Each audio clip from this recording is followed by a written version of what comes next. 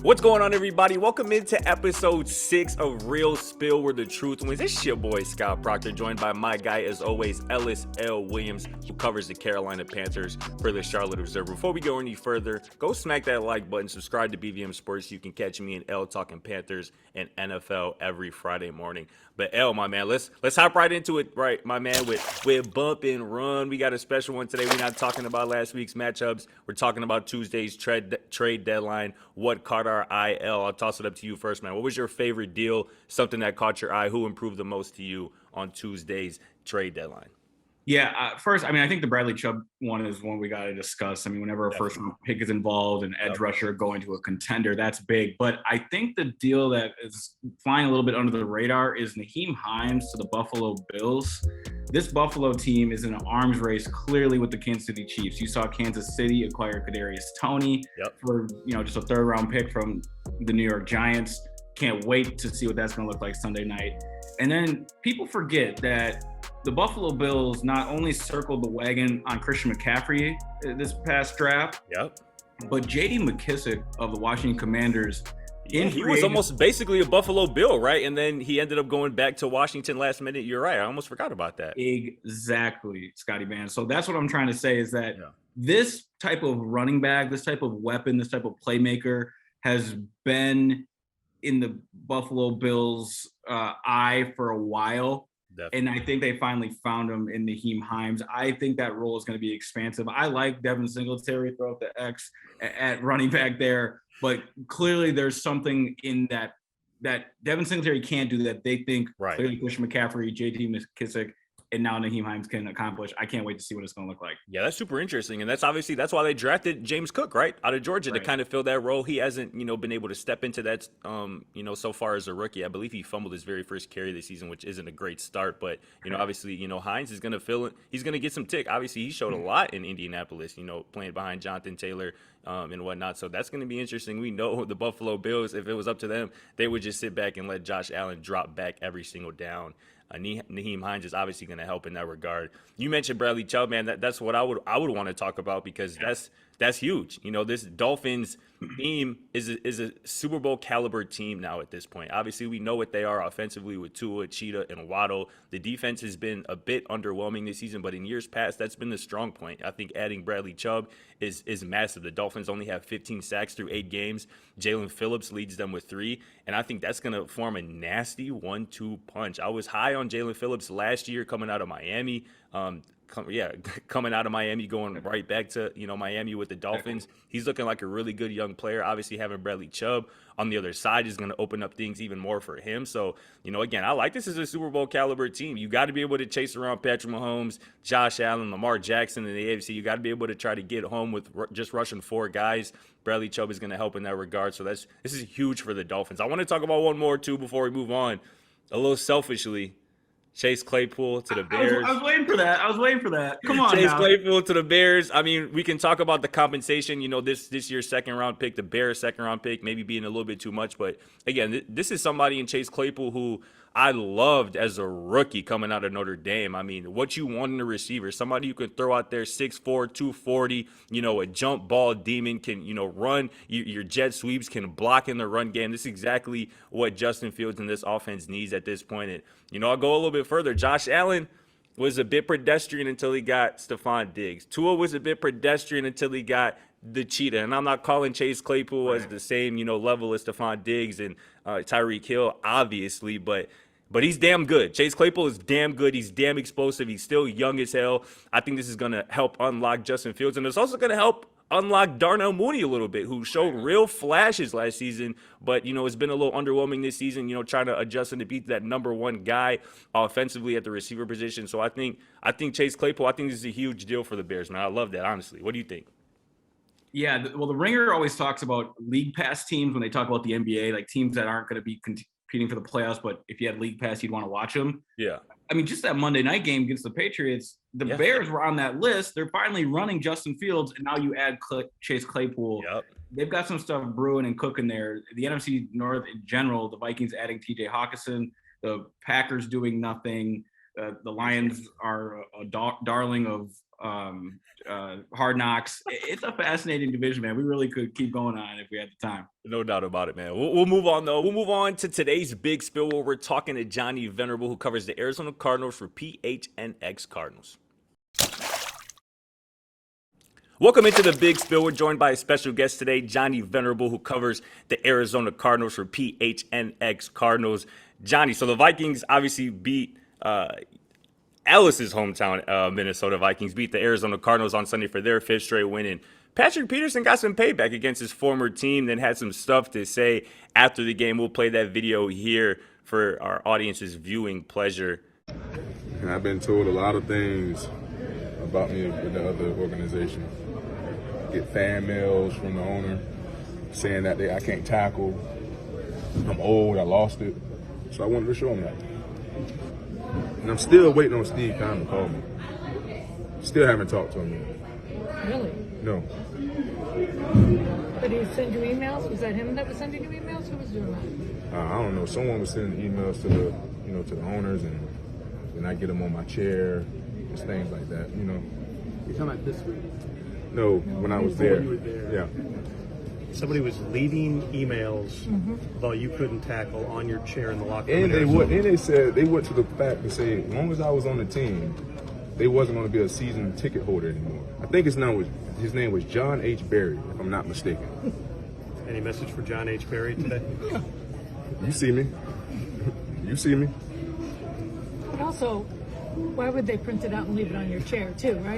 That was the mind-boggling thing to me. I'm like, what? What did I do to deserve this from a fan? Johnny, what did you make of that, man? What did you make of P2's comments? And obviously, him harboring obviously some still ill will about his former squad. I mean, it's par for the course with Patrick Peterson since he's left Arizona. And even before, he asked for a trade. He got dinged for PEDs. And he's intent on burning like all bridges with this fan base, which is the most unfortunate part. He has issues with the GM, Steve Keim. He thought he should have been paid, extended, whatever. But I don't know if you're Patrick. I mean, you hit free agency. You've gotten 2 one-year deals with Minnesota, and you're playing good football now, but it's not like other teams were lining up to pay you. So even if you've got ill will clearly toward the GM of the Cardinals, like you've kind of disassociated yourself with this fan base now. They have a common enemy in Patrick Peterson, which is unfortunate. I love P2. Love what he brought to the city, the time that he spent here. He's on a lot of good teams, the Bruce Arians area, went to the playoffs a couple times. He deserves absolutely to be in the Ring of Honor one day. I think he's going to get Hall of Fame votes, rightfully so. It's just unfortunate that he leaves the Cardinal franchise and chooses to kind of behave this way, act this way. I mean, it's okay to hold ill will and you want to take it out on your former team. Players do that, weekly in this league. But, I mean, to be so public with it, it almost feels like an attack on the fan base and the gloating and the arrogance. It's just like, hey, Patrick, you're on a good team. You're playing really good football for the first time in a couple of years. Just savor that, enjoy that, instead of going after the former club that, let's face it, made him the highest paid cornerback in the NFL, paid him a premium, and put him in positions to succeed from day one. So it's just ugly when a player like that leaves the organization, a la like an Anquan Bolden, although it wasn't this animated. And, the fan base, he's beloved, and yet now it takes an ugly turn. Yeah, I just found it interesting. Obviously, his comments, whether you believe them, I don't think he has a reason to lie. Just about the brass, leaving hate fan mail on his locker room and whatnot, and that just makes me think of Kyler Murray and his contract situation this offseason when obviously the inclusion of the film study part that obviously went viral. They had to backtrack that kind of just makes me think that this brass just among its many issues almost has a problem with letting its players get embarrassed in the media. One, obviously, P2 is an example based on what he said, and Kyler as well. I think there's some intertwining there between those two situations. Yeah, it's unfortunate because you're not wrong. And I mean, the Cardinals are not the model franchise. Anybody knows that, but they do think they're buttoned up. And Michael Bidwell, here's what I will say, is very pro player, much more than his late father, Bill Bidwell. He wants to pay stars. He wants to keep his stars happy. That's why this whole Kyler Murray saga in the offseason, they were not prepared for the contract demands to become that public. Clearly, the number continued to rise. They thought they were hedging their bet with that addendum. It was an egregious decision. It got leaked out. and you embarrass yourself as a franchise, but you undermine your quarterback in the process to the point where, like, this Call of Duty joke that has, in my opinion, run its course will not go away until Kyler Murray either parts with the organization and stops playing football entirely, or he wins a bunch of games and has success in the postseason. That will be the only way. And if you're Michael Bidwell, like, you have no one to blame but yourself. And I think Michael Bidwell has done a number of really good things for this franchise. You put them in a position to get a new stadium. They've been to the playoffs. They've been much more relevant in my lifetime than the prior decades combined. But it just shows you that they still have a ways to go to be considered, obviously, a top tier franchise in the same realm as, like, historically a Pittsburgh, a New England, a Green Bay. They're taking baby steps, and I think they've taken a couple steps backwards this year. Yeah, and real quick, building off that, just from the outside looking in on the Arizona Cardinals, it seems like a Jekyll and Hyde organization. Like, you get the AJ Greens and the JJ Watts and the DeAndre Hopkins of the world to come there, but then you have spats internally with some of your core guys. It's really tough to get a read on. It sounds like you've been dealing with the same stuff. Yeah, and they brought in those guys in 2021 to help with the leadership void that they felt like Kyler wasn't providing. And so they went out and they brought in James Conner and AJ Green and JJ Watt, and it worked last year. Right. But then they kind of doubled down on older players this year while giving Kyler Murray $45 million. It's like, no. Like, Kyler's in charge now. And I've seen leadership growth from Kyler. I think Kyler is the best homegrown franchise quarterback by far this team has ever had. But that doesn't mean he's perfect. But at the same time, you look at a lot of the older players they've invested in. Rodney Hudson, not good. Justin Pugh, injured. AJ Green looks like he's done. James Conner is injured. I mean, really, it's the youth of this team that's keeping them at least hovering around 500, just slightly below, whereas the older players that they're paying a premium aren't getting it done. So I think most Cardinal fans right now, we're in a little bit of a holding pattern after last year's 10-2 start, which very much feels like a mirage. It's like, how do we get to the next stage of Cardinal football? And does that include Cliff Kingsbury and Steve Keim? No doubt about it. So the Cardinals obviously, stood pat, no pun intended, at Tuesday's NFL trade deadline. Was that the expectation heading into it to you, do you think? And what message do you think that kind of sends to those, kind of in and around that building? Yeah, it was expected. They made 3 trades really since the start of training camp, a couple rotational depth pieces, Trayvon Mullen, Cody Ford, obviously Robbie Anderson was done out of necessity when Hollywood Brown went down. He's going to be out until early December. To me, if the Cardinals were like they were last year, if they were above 500, the Bradley Chubb trade, for instance, that's a move that screams Steve Keim, giving up a first-round pick to get a pass rusher in his prime. Steve Keim went to NC State, as did assistant GM Adrian Wilson. So they think highly of Bradley Chubb.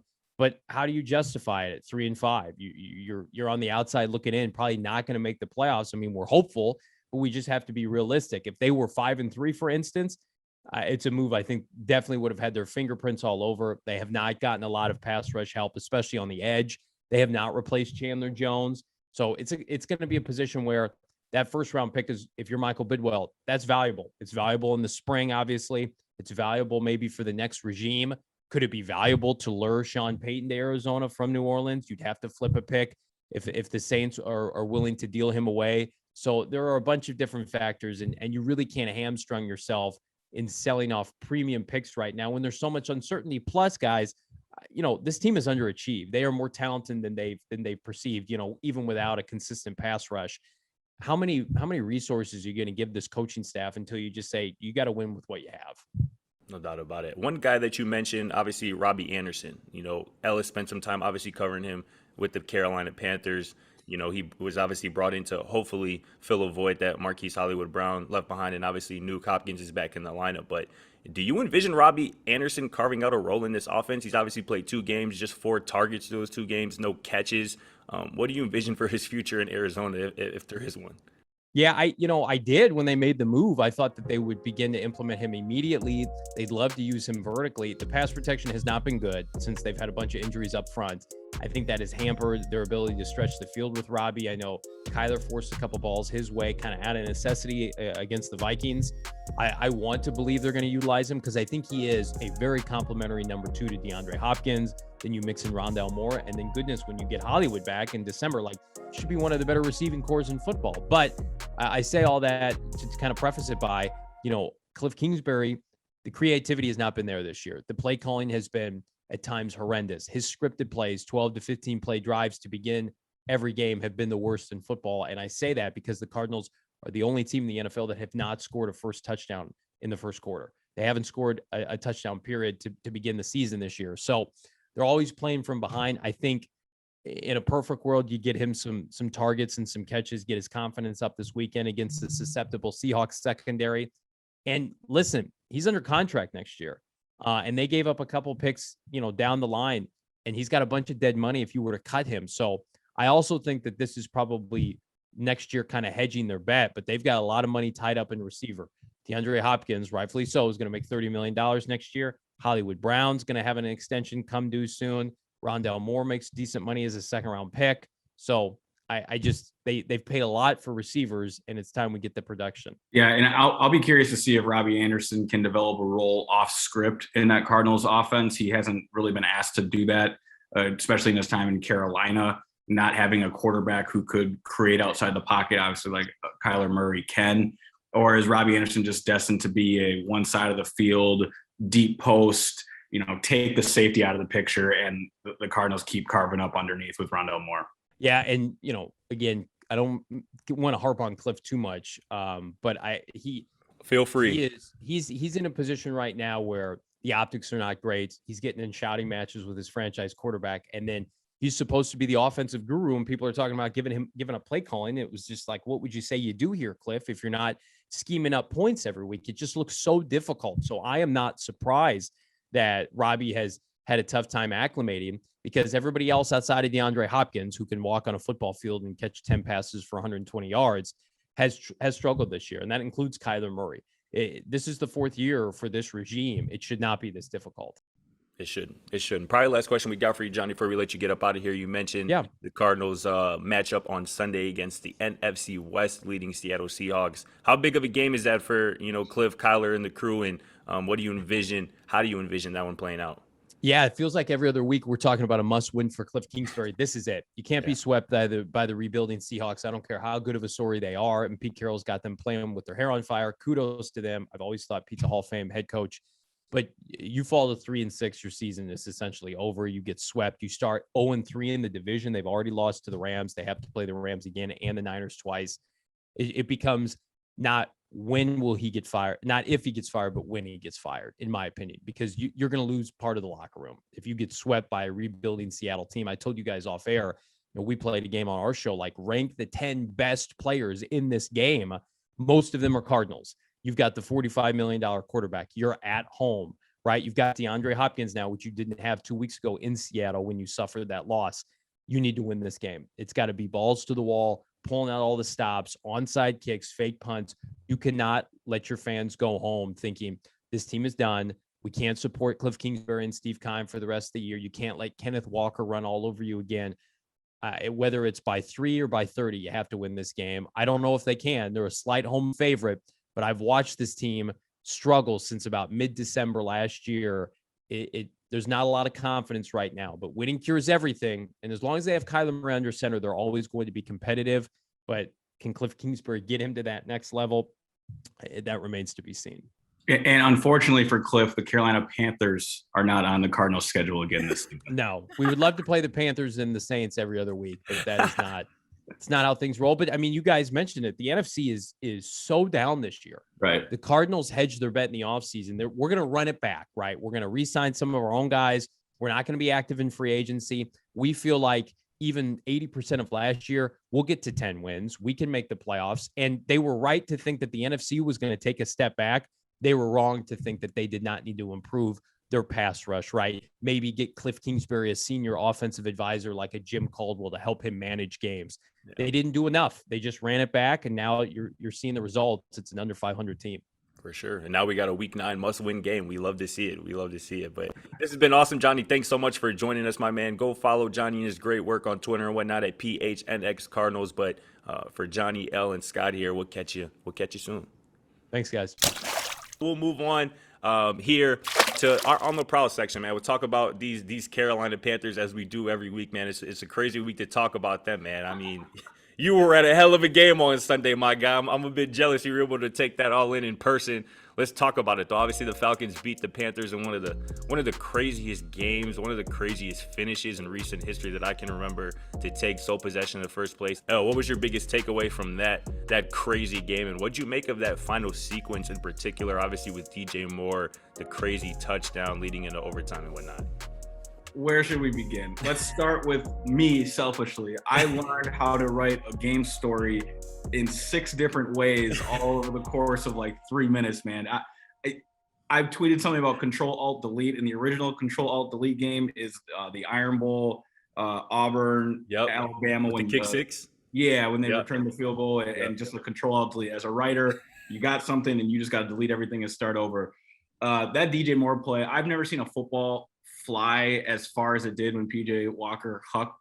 I mean, dude, Patrick Mahomes tweeted it after too. That's the throw of the year, hands down. I mean, I really don't think people understand how difficult that is. What he did, kind of rolling to his left, kind of rolling to his left a little bit, not able to fully step into it, but you couldn't tell the way that thing traveled. 64 yards in the air, catching DJ Moore in stride on the money in the end zone with the game on. I mean, that's just top tier stuff. And you've been calling it. You've been talking about PJ Walker been balling. That quote you said that he said, a while back just stuck with me. Well, what was it that that he goes, I know I can make every throw, but not every throw has to be made. That's what I learned. Just chef's kiss right there.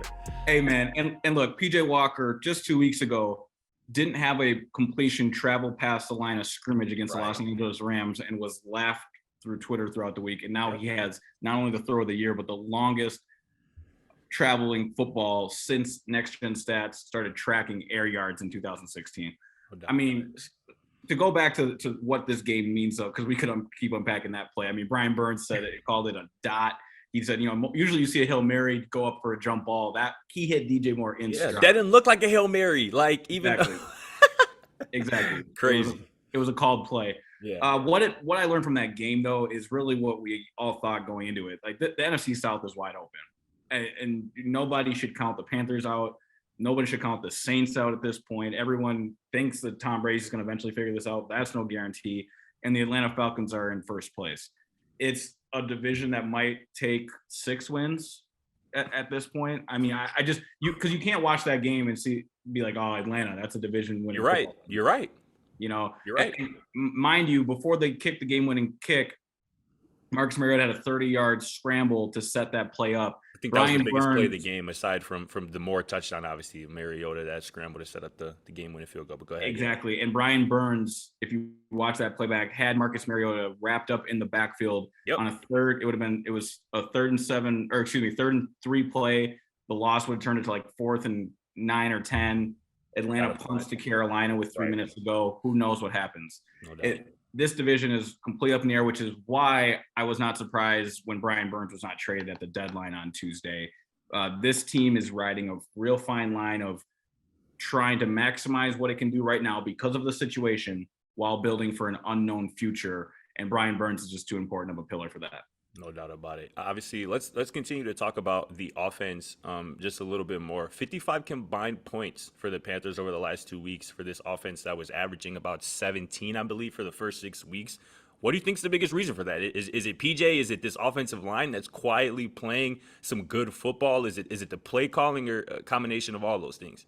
Yeah, I think let's start with the offensive line. They've been good all year. Yeah, they have developed both a sound pocket for PJ to feel comfortable in, but also the running game is how this team sets the tone. Deontay Foreman, not only 3 touchdowns last week, but back-to-back 118-yard rushing performance. He's been balling. Exactly. This team knows what it can do up front. And then PJ Walker's just making the 4 or 5 throws a game that you need a quarterback to make in order for your team to believe in itself.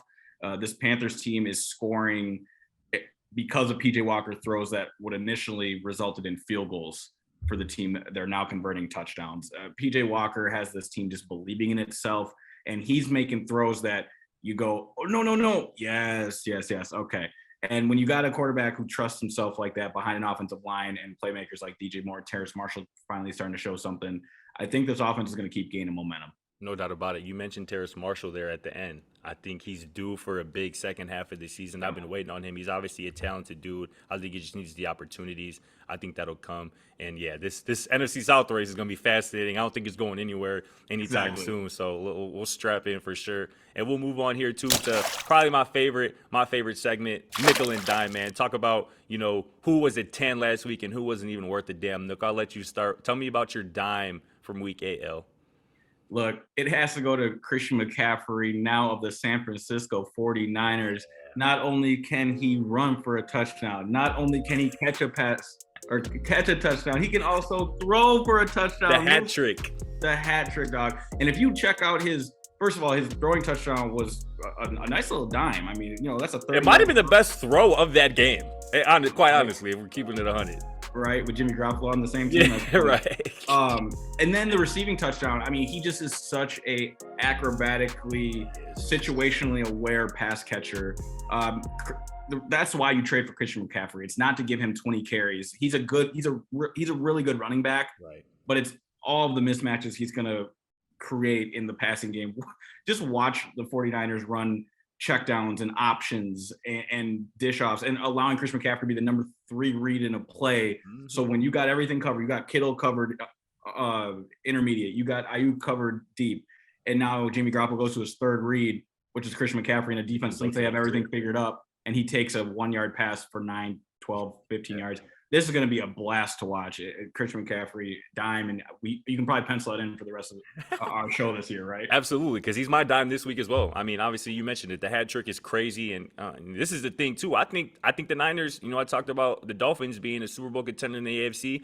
I'm expecting the 49ers to be in the Super Bowl, to be the Super Bowl representative out of the NFC. I mean, just having Debo, Ayuk, Kittle, Juszczyk, who's arguably the best fullback in the game, Trent Williams, who's arguably the best left tackle in the game, plus Christian McCaffrey on the field at one time with Kyle Shanahan calling the plays, dial things up. That's just entirely too much for any defense, and the Niners defense in itself is arguably a top 5 unit in the league. So I think this Christian McCaffrey trade put the Niners over the top. I expect them to play in the Super Bowl as long as Jimmy G can, can just keep things afloat. But we'll move on to our nickel, man, and I gotta. Who you got? Who you got? I gotta be objective, right? I gotta keep it. I gotta keep it a being, right? And so I gotta give a nickel to my boy Zach Wilson, man. We've had small conversations about him on this show over the last couple of weeks. Obviously, we know I'm that's my guy. I'm a defender, but I can't defend Sunday's performance. 3 interceptions, none of them being respectable interceptions, all of them being egregious in force. Obviously, Bill Belichick is going to do that to you sometimes, but that's just unacceptable. And you would think Dan Orlovsky came out and told him point blank, you need to grow up. And I mean, I see the same things. He's looked too much like the rookie year Zach Wilson after a decent start to the season. And now with Breece Hall out of the lineup, they're going to be depending more and more on Zach Wilson. And, he can't have games like he had on Sunday. He did throw for 350 and 2 tugs, so it wasn't all bad. But, again, the 3 interceptions is unacceptable, especially in a divisional game. You just can't do that. So, Zach Wilson, hopefully this is my last time giving him a nickel, but he gets it this week. Yeah, and he's my nickel too, and we agreed on both these guys because of just their polar opposite performances. But I'm glad you mentioned the 350 and a couple of scores, because I actually watched every Zach Wilson throw. Shout out to somebody on YouTube who just made a compilation where I could just watch all of them very quickly. Look, he's got a lot of things you like, and I know you know this. Yeah, it just was one of my first deep dives into him, and there's a lot of throws you like. Absolutely. It's the carelessness with the football that you just can't explain. Those are like college throws where you're already up big or something. I don't understand it. You got people's jobs on the line every time you flip that football. And then secondly, there's some times where he's in the pocket and he gets off platform and he tries to throw just a check down and there's nothing to it. So like he needs to work on his base and throwing fundamentally and keeping his feet. I understand off platform he's really talented, but there's just too much inconsistency. And that's what this whole 2021 class of quarterbacks looks like right now, just to be clear. No doubt about it. Yeah, he's not alone, but obviously there's still time. And we got to give these young quarterbacks time. Again, we mentioned it. We've seen Josh Allen struggle his first couple years in the league. Right. Hopefully hopefully Zach Wilson going a similar trajectory. But we'll close out here, man, with our 2-minute offense. Take a look ahead at this weekend's matchups. Let's start here, man. Seahawks and Cards. We're talking Cardinals with Johnny earlier. Who do you like in this matchup in Arizona?